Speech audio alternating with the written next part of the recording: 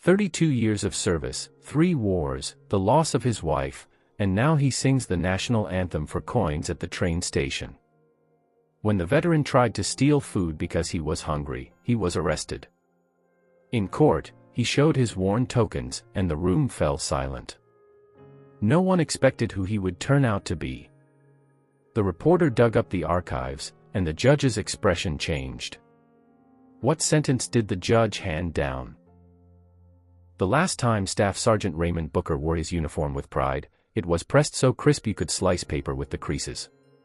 He stood on a podium in Fort Bragg, the sun cutting across the brass on his chest, the echoes of his final cadence fading behind him like a closing chapter.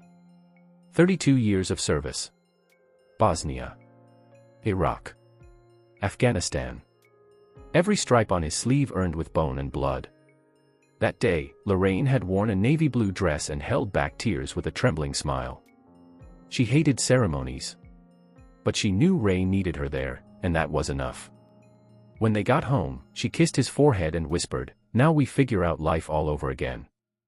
He didn't know then how brief life all over again would be. Lorraine was a schoolteacher, patient, thoughtful, and unshakably kind. She had always been Ray's calm in the storm, the one voice that tethered him when the world became noise. But within a year of his retirement, she was gone. Ovarian cancer. The symptoms had been misread by the VA clinic, likely early menopause, they'd said. By the time a second opinion arrived, it was too late. Ray held her hand in hospice as the snow piled against the window and whispered old stories from their early years, the pancakes she burned on their first morning as husband and wife, the letter he kept in his breast pocket through 3 deployments, her laugh echoing through the kitchen on lazy Sundays. When she stopped breathing, he folded the sheet over her face himself. He didn't cry. Not then. The funeral was sparse, some of her students, a few neighbors, and one lonely bugler from the local American Legion. The flag that draped her casket felt like a betrayal. Red, white, and blue, colors that failed to save her. In the months that followed, Ray became a ghost inside their small apartment.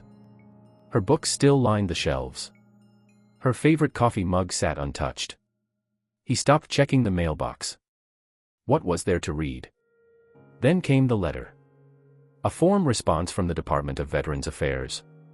An error in his pension processing. His benefits paused pending investigation. No timeline. No apology. Just, "We regret the inconvenience." He called. Waited on hold. Left voicemails. No one called back. Ray sold Lorraine's car first.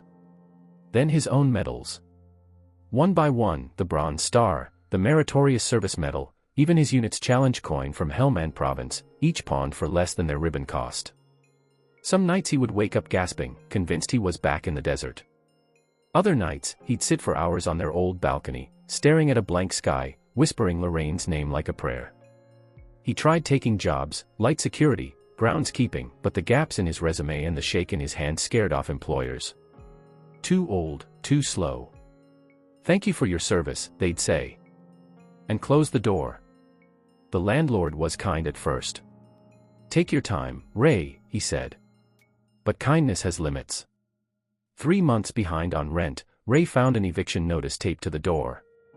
Red letters, bold and final. He packed slowly. A rucksack and a duffel. Some photos. His dog tags. Lorraine's Bible.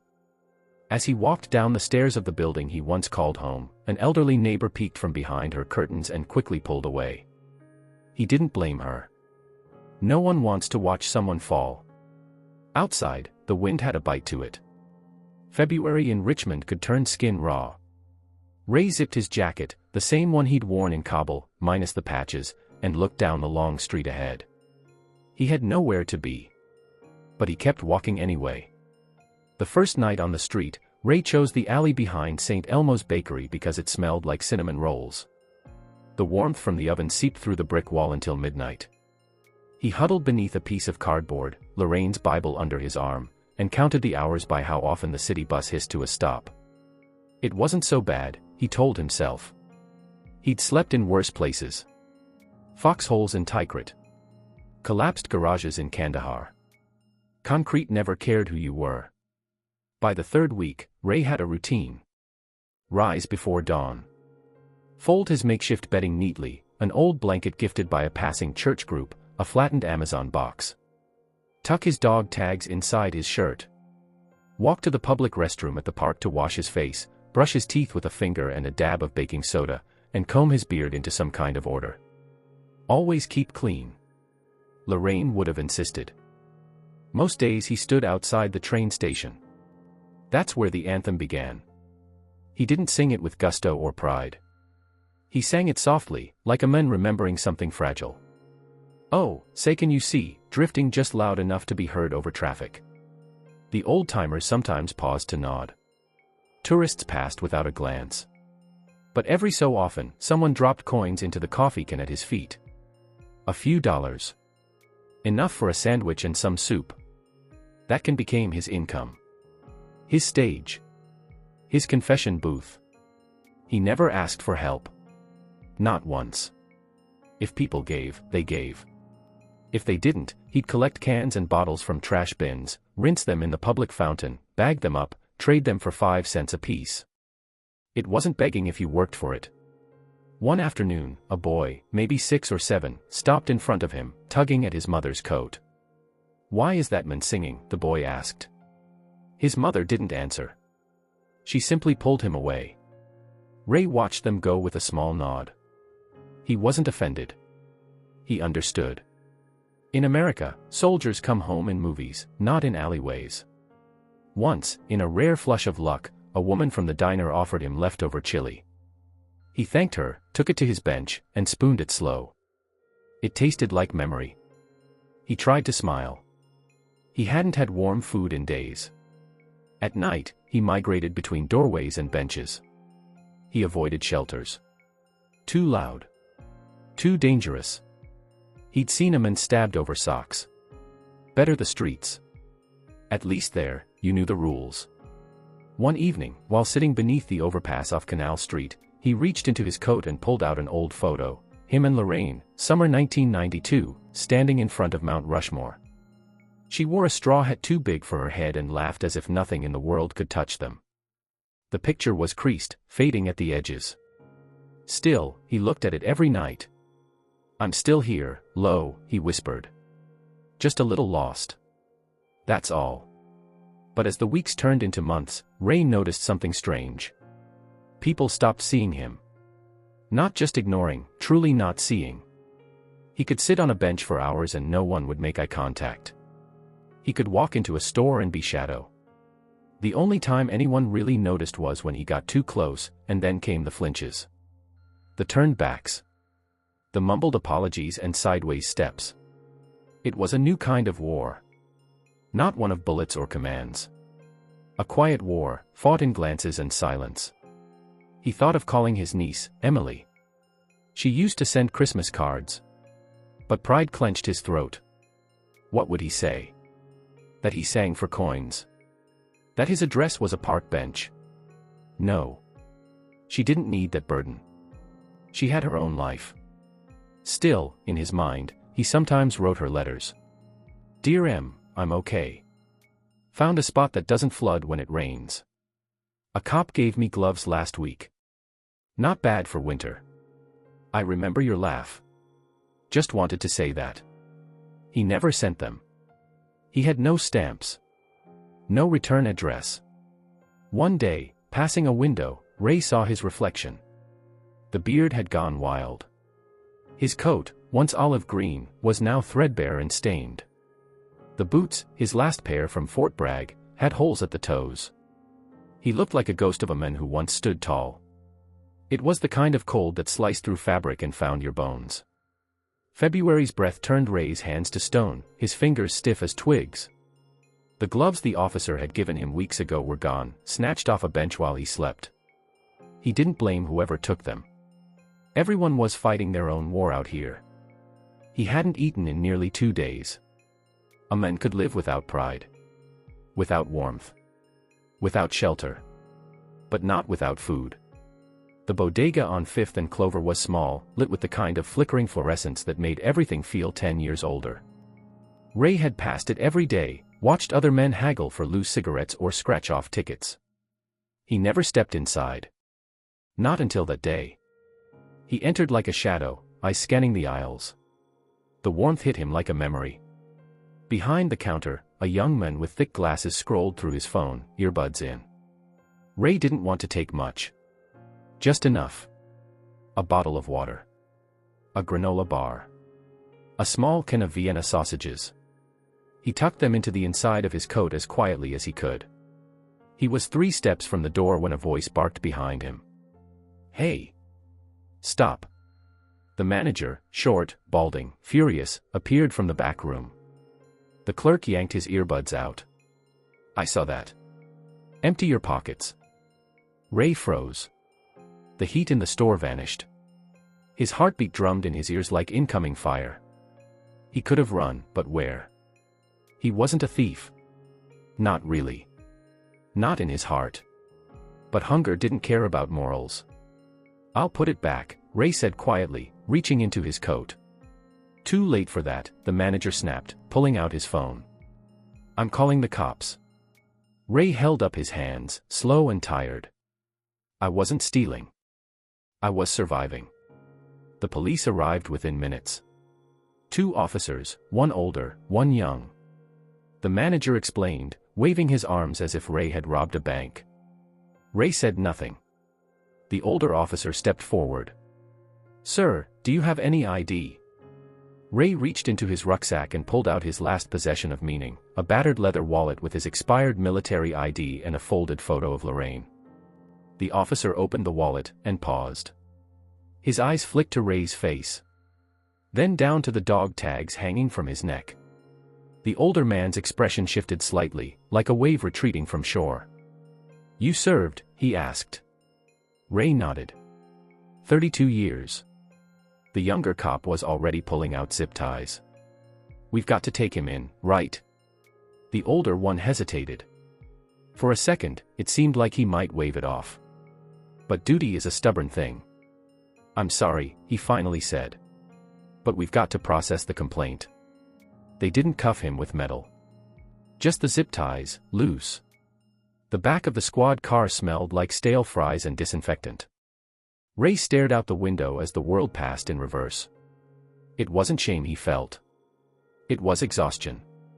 At the station, they logged him in like any other petty theft case. Name. Age. Fingerprints. The booking officer didn't even look at him. He was given a holding cell with one flickering light and a bench that smelled like despair. Across from him, a teenager with a busted lip stared blankly at the wall. Ray sat in silence. He could still taste the cold metal of the can he'd tried to take. Somewhere, in the building's distance, he heard the faint notes of a national anthem. Maybe from a radio. Maybe just his own tired mind. He closed his eyes. "I wasn't stealing," he whispered again. "I was surviving." The courtroom smelled like old wood, tired paper, and yesterday's coffee. Ray sat at the defendant's table in a borrowed blazer 2 sizes too big. His hands trembled slightly, whether from cold, hunger, or humiliation, he couldn't tell anymore. To his right, the public defender flipped through a thin file with the apathy of someone checking receipts. She hadn't asked much when they met. Didn't need to. Petty theft, no priors, no violence. Just another sad, disposable case in an endless line of them. "You served?" she'd asked, glancing at his ID. "Yeah," Ray replied. 32 years. She gave a polite nod and returned to the file. "Might help a little with the judge." "We'll see." Ray said nothing. The courtroom was mostly empty. A few tired clerks. A bored bailiff. One reporter in the back, mid-30s, rumpled suit, legal pad in hand. Ray didn't notice him. His eyes were fixed on the judge's bench, where a worn American flag hung like a forgotten promise. The judge entered, a tall, stern woman in her late 50s. Her robe swayed as she moved. She adjusted her glasses and called the case without ceremony. The People versus Raymond Booker. Charged with misdemeanor theft. The prosecutor, young and overconfident, launched into a flat summary. "Your Honor, the defendant was caught on store camera concealing food items, value under $15. The store manager is present. The state requests community service and a formal warning on record.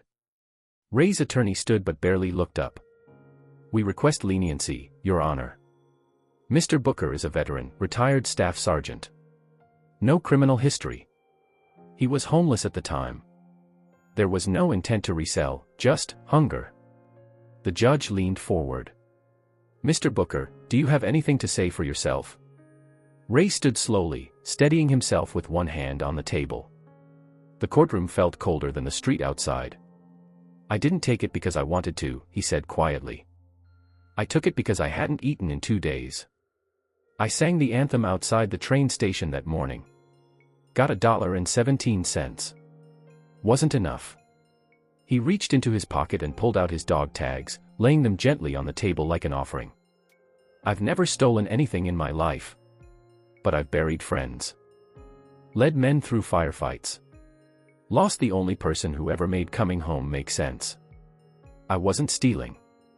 I was surviving. The judge didn't move. But the silence in the room changed. It wasn't indifference anymore. It was listening.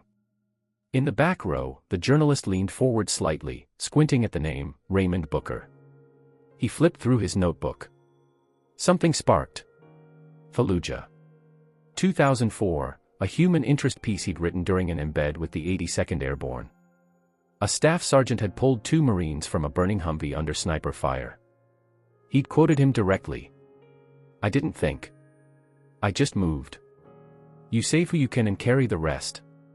The reporter's pen trembled. It was him. He rose, walking down the aisle toward the front. Your Honor, he called softly, unsure of the protocol. May I speak?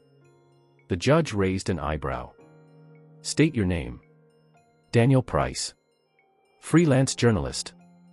I embedded with the 82nd Airborne in Iraq. That man, he pointed to Ray, saved 2 lives in Fallujah.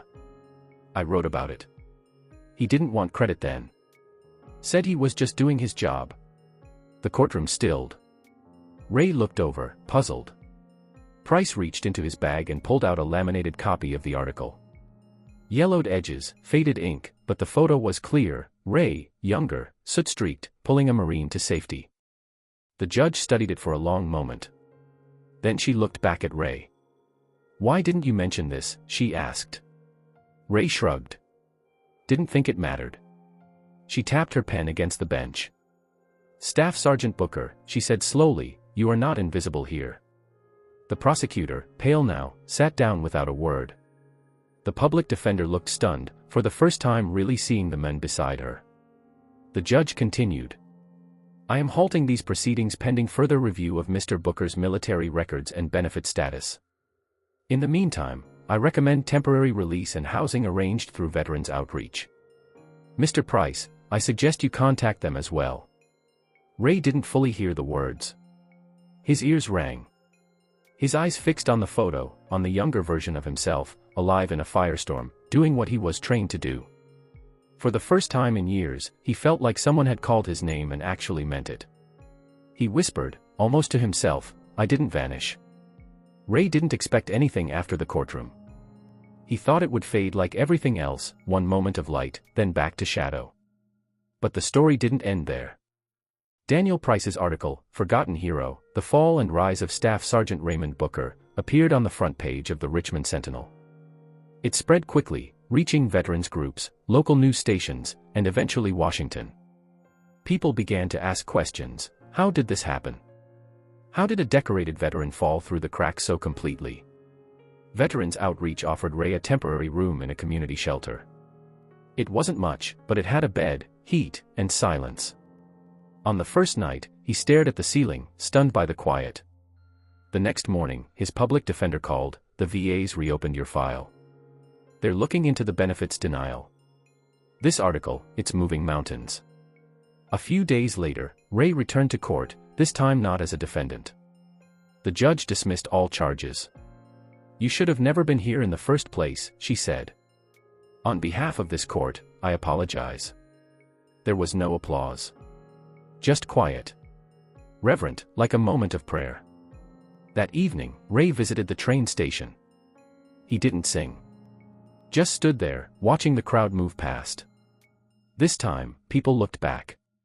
Later, Emily knocked on his shelter door. His niece. Tears in her eyes. "Uncle Ray. I saw the news." They embraced without words. A warmth he hadn't felt in years returned. At her home, she showed him messages from strangers online. "You've become a voice," she said. "They're planning something bigger. National." A week later, the letter arrived. "You are invited to speak before a joint session of Congress on the subject of veteran homelessness and resilience." At the bottom. Dress uniform encouraged, Staff Sergeant. He stared at the box under his bed. The one with his medals. His old uniform. He opened it for the first time in years. Ran his hands over the fabric. Smoothed the wrinkles. It no longer felt like a memory. It felt like a mission. Ray stood in front of the mirror in Emily's hallway, staring at the men in uniform. The jacket still fit, snug at the shoulders, loose around the waist, but the face looking back had changed. It wasn't the face of a young soldier anymore. It was weathered, softened by loss, and marked by time. But behind the lines and gray, something steady remained: pride. He smoothed the fabric with both hands and straightened his spine. He didn't need to prove anything. Not anymore. But today, he would wear his name like a banner. Outside, a car waited to take him to the Capitol. Emily gripped his hand before he left. "She'd be proud, you know." Ray nodded. "I hope she'd say I kept my promise." The Capitol was buzzing.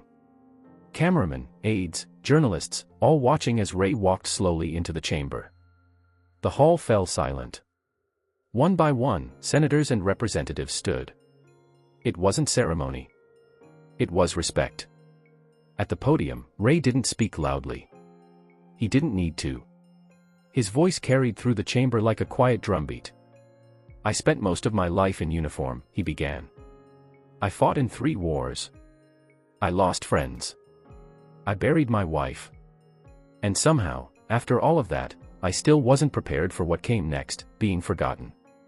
He paused, holding up his dog tags, the metal glinting under the lights. "I didn't end up homeless because I made bad choices. I ended up homeless because the system that promised to catch me didn't." He looked out at the crowd, faces that had the power to change things. "There are thousands more like me. Veterans who disappear, not in combat, but in silence. And what we need isn't pity. It's policy. We need to be seen, not just when we fight, but when we fall." He ended with quiet strength. Dignity doesn't vanish just because someone's circumstances do. The chamber didn't applaud. It didn't need to.